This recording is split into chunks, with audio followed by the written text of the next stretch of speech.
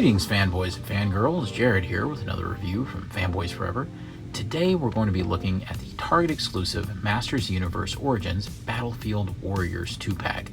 That's referred to as the Powerful Protectors of Eternia, and it does include a brand new Battle Cat, which is a reuse of the old original sculpt from Origins, with some new battle damage flourishes, and of course this brand new Battle Armor He-Man. Now it is a reuse of the Battle Armor He-Man sculpt, but we do get a brand new head sculpt, including some new paint heads, battle damage, and most importantly, vacuum form. We also have some interesting titles for both at the bottom here. It's the Battle Armor He-Man, it's the most powerful armor in the universe, and Battle Cat, which is Battle Damage Fighting Tiger.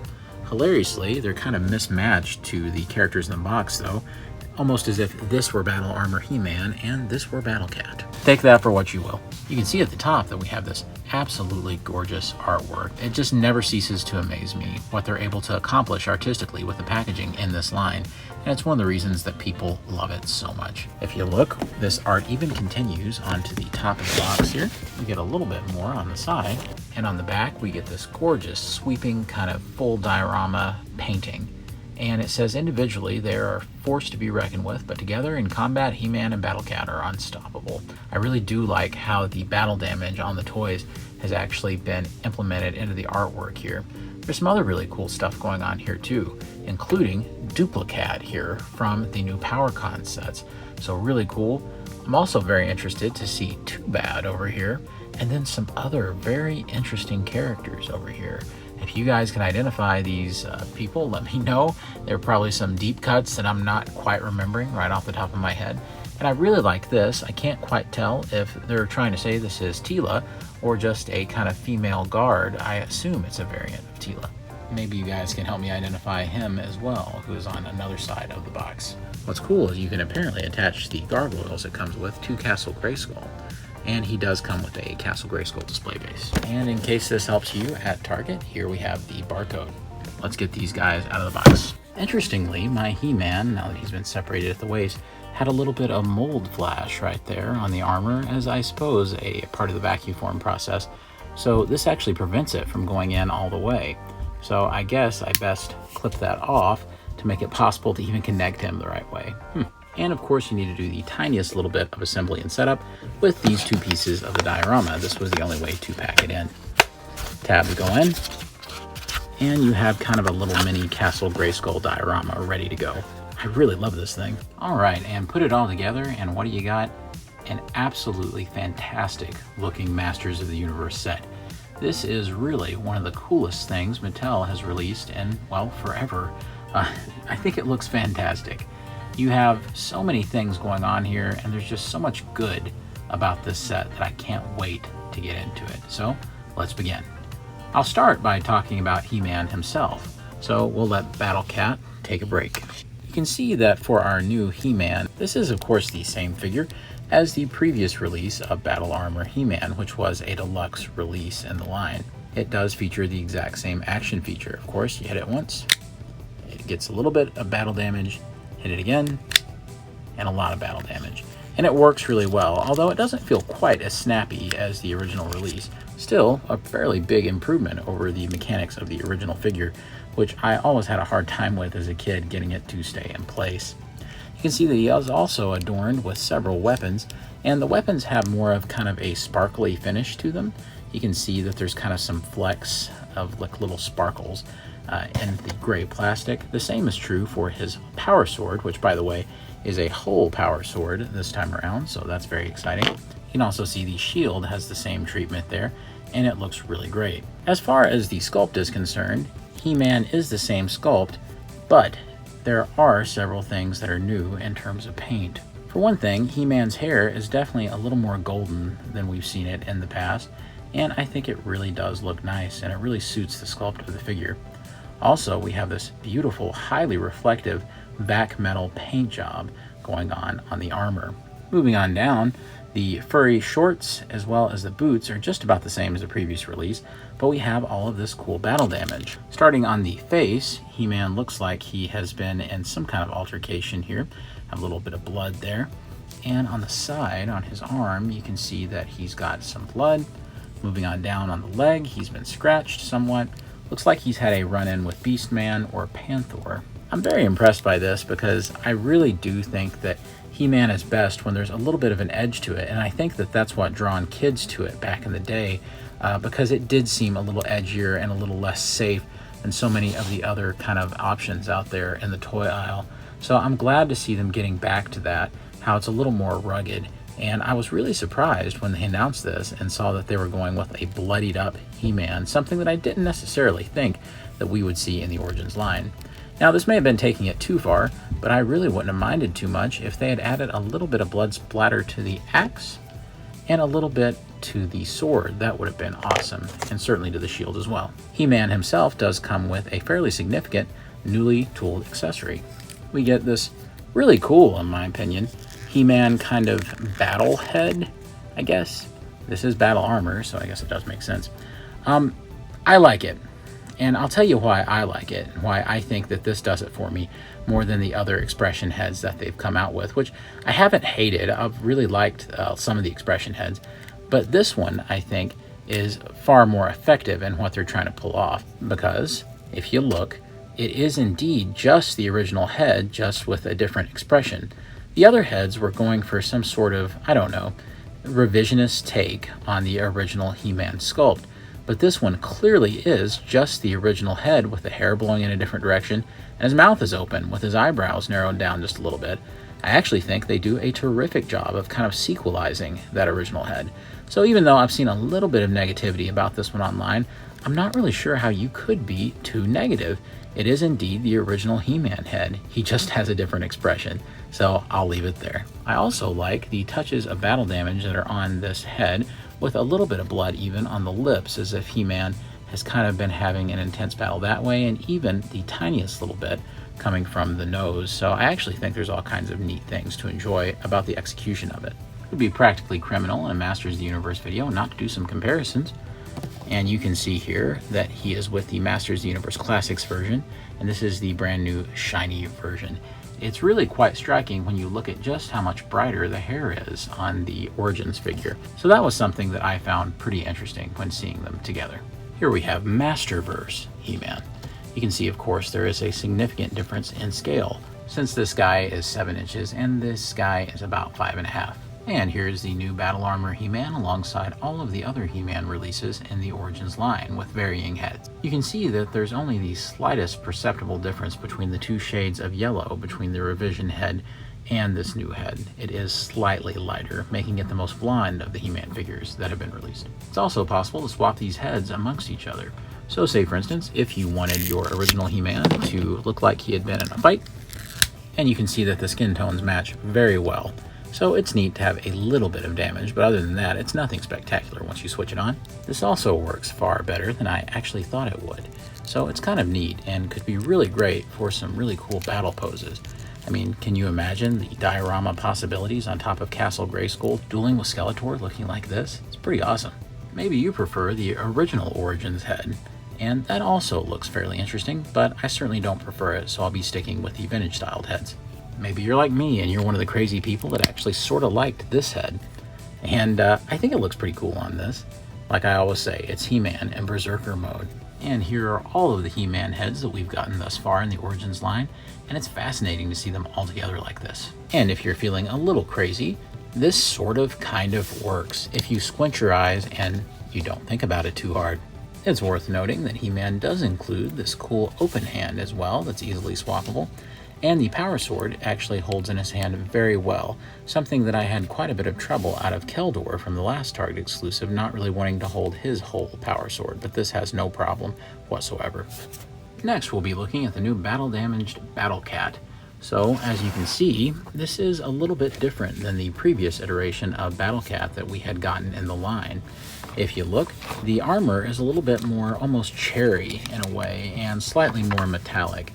If you thought the other armor was red, this is even more kind of Christmassy looking.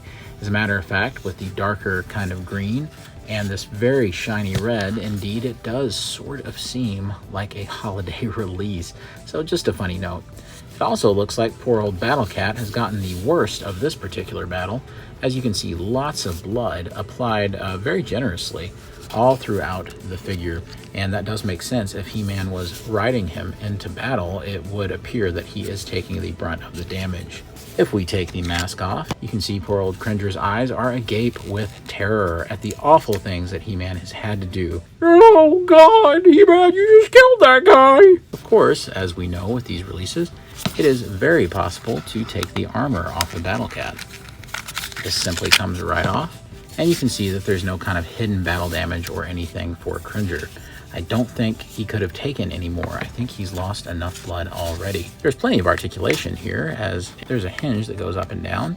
The head can go side to side. The jaw opens comically large. The head can't really twist that much. You can see that it just goes right back. Maybe it can, and I'm not properly broken in the articulation, but it sort of feels a little weird, so I don't want to chance it. The limbs don't go out, really, but they do go around to a certain extent, and it's stopped by the sculpt a little bit either way, but you can get a pretty good range. There is a cut here. There's a hinge here, so he can put his paw up. The same thing is true of the back. It's caught by the sculpt just a little bit, and then in the back, you can go that far back. A cut, a hinge, which is fairly decent for what it is, and it goes about like that.